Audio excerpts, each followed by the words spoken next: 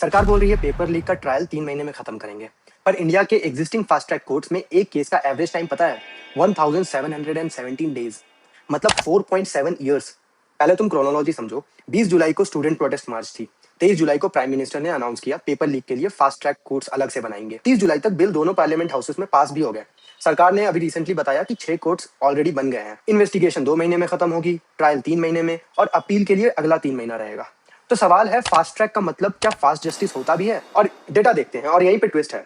Regular courts महीने के 3.26 cases dispose करता है, वही फास्ट ट्रैक कोर्ट महीने के 9.51 केसेस। मतलब रेगुलर कोर्ट्स 3 केसेस करेगा तो फास्ट ट्रैक 9 केसेस निपटा देगा उतनी ही देर में। तो ये ऑलमोस्ट 3 टाइम्स फास्टर है।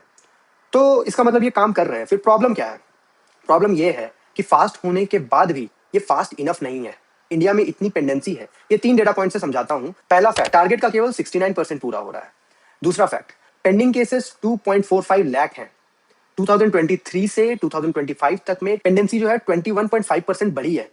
कम होनी चाहिए ये, बट बढ़ रही है क्योंकि ऑब्वियसली नंबर ऑफ केसेस बहुत ज्यादा है। और third fact, POCSO fast track courts में तुम एक ट्रायल का एवरेज टाइम देखो। आंध्र प्रदेश में ये 257 डेज है और वहीं दिल्ली में 1717 days. Same court, same fast track का टैग है, लेकिन स्पीड में 6 गुना का डिफरेंस है। मतलब क्या जस्टिस एक लॉटरी सिस्टम है? कहां पर केस हुआ है उस पर डिपेंड करता है कि तुम्हें कितनी जल्दी में जस्टिस मिलेगा। क्यों? क्योंकि जज अकेला किसी भी केस को फास्ट ट्रैक नहीं कर सकता। तुम पहले चेन समझो। पहले पुलिस इन्वेस्टिगेट करती है, रिपोर्ट जाता है फॉरेंसिक इन्वेस्टिगेशन के लिए, फिर प्रोसिक्यूशन एंड विटनेस इन्वॉल्व होते हैं, फिर जज इन्वॉल्व होता है जहां पर उसे जजमेंट देना होता है।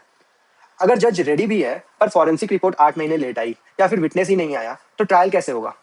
और सबसे बड़ी बात, सरकार अक्सर नया जज नहीं देती है, पुराने सेशंस कोर्ट पे ही फास्ट ट्रैक का बोर्ड लगा देती है और नाम बदल देती है। तो नाम बदला है बट काम वही है। तो फाइनल वर्डिक्ट क्या है? फास्ट ट्रैक कोर्ट्स बेकार नहीं है, ये मैं मानता हूँ। रेगुलर से 3 गुना ज्यादा तेज है, पर लेबल लगा देने से स्पीडी जस्टिस नहीं मिलती है। इसलिए वीडियो को सेव कर लो। अगली बार कोई बोले कि अगर फास्ट ट्रैक कोर्ट बन गया है तो उसको बताना कि जरूरी नहीं है कि 3 महीने में ही जस्टिस मिल जाएगी। और ये वीडियो हर उस स्टूडेंट के साथ शेयर करो जो नीट, एसएससी, यूपीएससी दे रहा है, क्योंकि उसका 1 साल इसी सिस्टम पे डिपेंड करता है। बाय।